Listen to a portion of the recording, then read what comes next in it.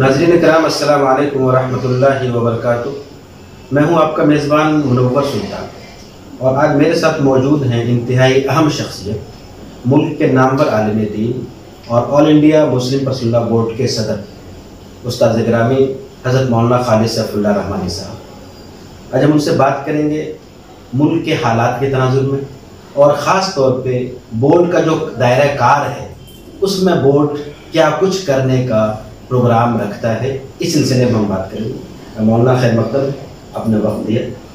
آپ کا بہت بہت شکریہ، آپ نے اس کا موقع فراہم کیا کہ میں اپنی بات زیادہ سے زیادہ لوگوں تک پہنچا سکوں۔ مولانا صف آن لائن ٹیم کی طرف سے آپ کی خدمت میں پرخلوص مبارکباد۔ ایسے موقع پہ آپ کو یہ عہدہ ملا ہے جب یہ پورا ملک چیلنجز سے لبالب ہے۔ عام طور پہ مسلمانوں میں بے چینی ہے، مایوسی ہے، پریشانی ہے، یہ حالات آپ کے سامنے ہیں۔ آپ خود ایک بڑے عالم دین ہیں، ملت کا شعور رکھتے ہیں، اور اب پرسنل لاء بورڈ جیسے متفقہ پلیٹ فارم کی بہت بڑی ذمہ داری آپ کو ملی۔ اس تناظر میں موجودہ حالات میں عام مسلمانوں کا رول کیا ہونا چاہیے، خاص طور پہ جو بے چینی پائی جاتی ہے اس تناظر میں کیا ہونا چاہیے، آپ کیا رہنمائی کریں گے؟ جہاں تک موجودہ حالات کی اور چیلنجز کی بات ہے تو میرا خیال ہے کہ اسلامی تاریخ کا ایک دن بھی ایسا نہیں گزرا جب مسلمان معاندانہ حالات سے دوچار نہ رہے۔ ہم قرآن مجید میں انبیاء کرام کے واقعات پڑھتے ہیں اور کتنی آمیزشوں سے ان کو گزرنا پڑا، آزمائشوں سے گزرنا پڑا۔ جو اہل ایمان تھے انہوں نے جان کا نقصان اٹھایا، مال کا نقصان اٹھایا، ان کو بدنام کرنے کی کوشش کی۔ تو یہ تو راہ حق کی سنت ہے، یہ راستہ پھولوں کی سیٹ نہیں ہے، یہ کانٹوں کا بستر ہے۔ جس آدمی کو خارزار پر چلنے کا حوصلہ نہ ہو اور جو پھولوں پر چلنا چاہتا ہو، اس کے لیے یہ راستہ ہے۔ اسی لیے حضور صلی اللہ علیہ وسلم نے فرمایا کہ قومیں اس طرح اہل ایمان پر پھوٹ پڑیں گی جیسے حقوق دسترخوان پر پھوٹ پڑتے ہیں۔ اس لیے میں قارئین، ناظرین سے اور سامعین سے یہ عرض کرنا چاہوں گا کہ ہمیں ان حالات سے بالکل گھبرانا نہیں چاہیے۔ آپ جن حالات سے دوچار ہیں، ان حالات کا آنا یہ انبیاء کی، رسول اللہ صلی اللہ علیہ وسلم کی، صحابہ کی اور ہر دور کے اہل حق کی سنت ہے۔ اور پھر ان آزمائشوں کے باوجود اپنے آپ کو ثابت قدم رکھنا، یہ بھی اللہ کے پیغمبروں کی اور نیک بندوں کی سنت رہی ہے۔ اس ملک میں بھی بہت سی آزمائشیں آئی ہیں۔ 1857 میں جب یہاں انگریز آئے تو ایسا لگتا تھا کہ مسلمانوں کا نام نشان مٹ جائے گا، لیکن جتنی تعداد اس وقت تھی مسلمانوں کی، اب ہم اس سے زیادہ ہیں۔ 1947 میں جب ملک آزاد ہوا، بدقسمتی سے ملک کی تقسیم کی نوبت آئی، پورے ملک میں فسادات کا سلسلہ شروع ہوا، تو ایسا لگتا تھا کہ ہندوستان سے مسلمان بالکل اجڑ جائیں گے۔ لیکن اللہ کا شکر ہے اس وقت ہم جتنے تھے اب اس وقت سے کہیں زیادہ ہیں۔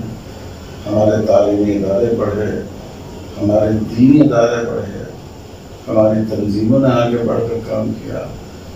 تو اس لیے میں سمجھتا ہوں کہ اس میں گھبرانے کی کوئی ضرورت نہیں ہے، ثابت قدمی اور استقامت کی ضرورت ہے۔ ہم خود اپنے آپ کو دین پر قائم رکھیں اور اپنی آنے والی نسلوں میں یہ حوصلہ پیدا کریں، ان کو یہ سبق دے کر جائیں کہ تم کو ہر حال میں دین حق پر قائم رہنا ہے، آزمائشوں سے گزرنا ہے، لیکن اپنے قدم میں کوئی تزلزل آنے نہیں دینا ہے۔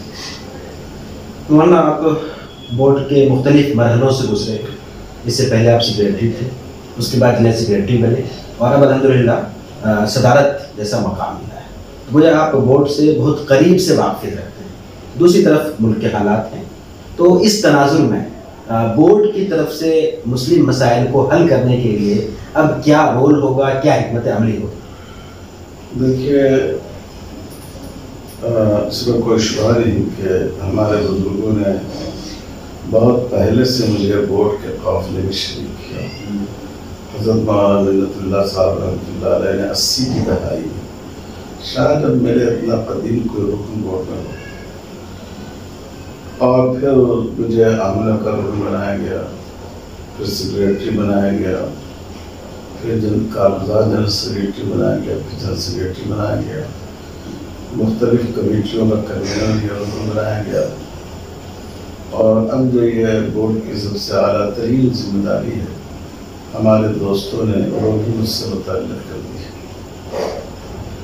تو ہم نے اپنے بزرگوں کو دیکھا ہے, اور میں نے کبھی یہ دعویٰ نہیں کیا کہ میں اس کاروان کا ایک فرد ہوں. میں اپنے آپ کو فرد کاروان نہیں بلکہ گرد کاروان پسند کرتا ہوں. تو میں اپنے ان بزرگوں کی نقابل کے نقش قدم پر چلوں گا. جو منہج انہوں نے بورڈ کے لیے متعین کیا ہے ہم اسی منہج پر قائم رہیں گے. ہمارا یہ دعویٰ ہے, نہ میری یہ خواہش ہے اور نہ ارادہ ہے کہ ہم کوئی نئی چیز میں لائیں گے. جو بورڈ کا مقصد ہمارے بزرگوں نے متعین کیا اور اس کے لیے جو طریقہ کار متعین کیا ہم اسی پر عمل پیرا رہیں گے. بورڈ کے مقصد میں بنیادی چیز ہے اس ملک میں اسلامی شریعت کی حفاظت, اور طریقہ کار میں بنیادی چیز ہے قانون کے دائرے میں رہتے ہوئے پرامن جد و جہد. چاہے یہ جد و جہد حکومت کے ایوان قانون سے ہو, یا یہ جد و جہد عوامی رائے کی ہمواری کے ذریعہ ہو, یا یہ عدالتی چارہ جوئی کے ذریعہ ہو. بورڈ شروع سے اس پر کاربند رہا ہے. اب بھی انشاءاللہ ہم اس سلسلے میں پوری کوشش کرتے رہیں گے. مولانا بورڈ ایک ادارہ ہے اور ہر ادارے کے اپنے ضوابط ہوتے ہیں. ظاہر سی بات ہے کہ بہت سے لوگوں کو بورڈ میں شامل نہیں کیا جا سکتا, لیکن اسی کے ساتھ پورے ملک میں جو نوجوانوں میں صلاحیتیں ہیں مختلف انداز کی, کیا ان کو ان کی صلاحیتوں سے فائدہ اٹھانے کی کوئی شکل نہیں بنائی جانی چاہیے؟ جب ہم نماز پڑھتے ہیں تو ایک امام صاحب ہوتے ہیں جو نماز پڑھاتے ہیں, ایک مؤذن صاحب ہوتے ہیں جو اقامت کرتے ہیں, باقی سب نمازی ہوتے ہیں. تو صرف امام اور مؤذن ہی نماز میں شامل نہیں ہوتا ہے, نہ ہر نماز پڑھنے والا نماز کے عمل میں شامل ہوتا ہے. تو اسی طرح اگر انتظامی ذمہ داری کچھ لوگوں کو دی گئی ہو, کسی کو صدر بنا دیا گیا, کسی کو جنرل سیکریٹری, کسی کو سیکریٹری, تو اس کا مطلب یہ نہیں ہے کہ صرف وہی اس کارروائی کا حصہ ہے. پوری ملت اسلامیہ اس کارروائی کا حصہ ہے. ہر فرد بورڈ ہے اپنی جگہ, اور بورڈ میں ایسے شعبے ہیں کہ جس کے ذریعے ہم تمام اپنے دوستوں سے باصلاحیت افراد سے فائدہ اٹھاتے ہیں اور مستقبل میں اور زیادہ اٹھائیں. جیسے اس وقت ایک بہت بڑا مسئلہ اصلاح معاشرہ کا, سماج سدھار کا ہے. بعض لوگ تو بہت مبالغے کے ساتھ بیان کرتے ہیں, وہ تو صحیح نہیں ہے, لیکن بہرحال کو ایجوکیشن کی وجہ سے, مخلوط ملازمت کے نظام کی وجہ سے, موجودہ جو الیکٹرانک ذرائع ہیں ان کی وجہ سے کوئی شبہ نہیں کہ سماج میں بے حیائی بڑھ رہی ہے. اور اس بے حیائی کے نتیجے میں اپنے اولیاء کو اعتماد میں لیے بغیر شادی کرنا, اور بعض دفعہ بین مذہبی شادی کرنا, یہ بھی ہو رہا ہے, ہر قوم میں ہو رہا ہے. اور یہ شادیاں 99% ناکام ہوتی ہیں, کیونکہ جب سرپرست کو اعتماد میں لیا جاتا ہے تو وہ طرفین کی تمام ضرورتوں کو, ان کے مزاج کو سمجھ کر قدم اٹھاتا ہے. لیکن یہ ایک بہت بڑا مسئلہ ہے. اس کا حل قانون کے ذریعے اس کو حل نہیں کیا جا سکتا, تشدد کے ذریعے میں حل نہیں کیا جا سکتا, بلکہ اس کو حل کرنے کا طریقہ ہے سماجی اصلاح اور ذہنی تربیت. یہ بہت بڑا کام ہے, اتنا بڑا کام ہے کہ اگر لاکھوں لوگ بھی اس میں لگ جائیں تب بھی یہ ناکافی ہے. ایک بہت بڑا کام بورڈ کا تفہیم شریعت کا ہے. پڑھے لکھے لوگوں نے قوانین شریعت کے بارے میں جو غلط فہمی ہے ان غلط فہمیوں کا ارادہ کیا جائے تو ان کو بھی کام ایسا ہے جو مختلف لوگ اس کو کر سکتے ہیں اور کرنا چاہیے اور ہم لوگ لیتے بھی. تو اور بھی بورڈ کے بعد ایسے کام ہیں جیسے ایک کام دعوت خدا کا ہے. ہم چاہتے ہیں کہ محلے محلے شہر شہر کاؤنسلنگ سینٹر قائم تاکہ مسلمانوں کے آپسی خاندانی نزاعات کورٹ میں جانے کے بجائے یہیں حل ہو جائیں. ایک بہت بڑا کام ہے. تو اس طرح ہم انشاءاللہ بورڈ کے مختلف افراد امت کے مختلف افراد کو بورڈ کے کاموں میں شامل کریں گے. ظاہر ہے کہ اتنے عہدیدار تو نہیں ہو سکتے ہیں کہ آپ 20 کروڑ عہدیدار مقرر کر دیجیے، لیکن یہ ہو سکتا ہے کہ جو اصل کام ہے اس کو 20 کروڑ لوگ مل کر کریں تو اس کی ماندیت اور اس کی طاقت بہت بڑھ جائے گی. ہمیں اس وقت جو ایک بڑا مسئلہ ہے وہ یونیفارم سول کوڈ کا مسئلہ ہے. مستقل عدالت سے اور دوسرے اعتبار سے بھی چیزیں سامنے رہی ہیں. اس میں تو بورڈ کا موقف کیا ہے اور دوسرا اس مسئلے کو حل کرنے کی مناسب تدبیر کیا ہے؟ دیکھیں بورڈ کا موقف بالکل واضح ہے. بورڈ کا موقف یہ ہے کہ ہندوستان ایک بڑا ملک ہے جس میں مختلف مذہب کے ماننے والے مختلف تہذیبوں سے تعلق رکھنے والے لوگ.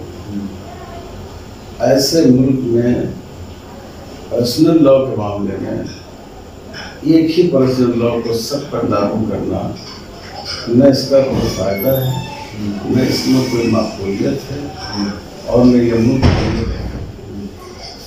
میں تو مسلمانوں نہیں میں ہندو بھائیوں کے بارے میں کہتا ہوں کہ ہمارے ہندو بھائیوں کے یہاں جو ان کے مختلف قبائل ہیں ان کے رسم و رواج ایک دوسرے سے بہت مختلف. کسی کے یہاں پھیرا لگانے سے شادی ہوتی ہے، کسی کے یہاں آگ کی پوجا سے شادی ہوتی ہے، کسی کے یہاں سیدوں لگانے سے شادی ہو جاتی ہے. ساؤتھ انڈیا میں بھانجی سے شادی کو جائز سمجھتے ہیں ہمارے برادران وطن، بلکہ بہن کا حق سمجھتے ہیں بھائی پر کہ وہ اس کی بچی سے نکاح کرے. نارتھ انڈیا میں بھانجی سے شادی کو غلط سمجھا جاتا ہے. اور اگر آپ مختلف مذاہب کی بات کریں تو کتنے سارے مذاہب ہیں یہاں. تو اس لیے یونیفارم سول کوڈ اس ملک کے لیے ناقابل عمل ہے. ہم کو اپنے آپ کو یورپ کے چھوٹے چھوٹے ملکوں پر قیاس نہیں کرنا چاہیے.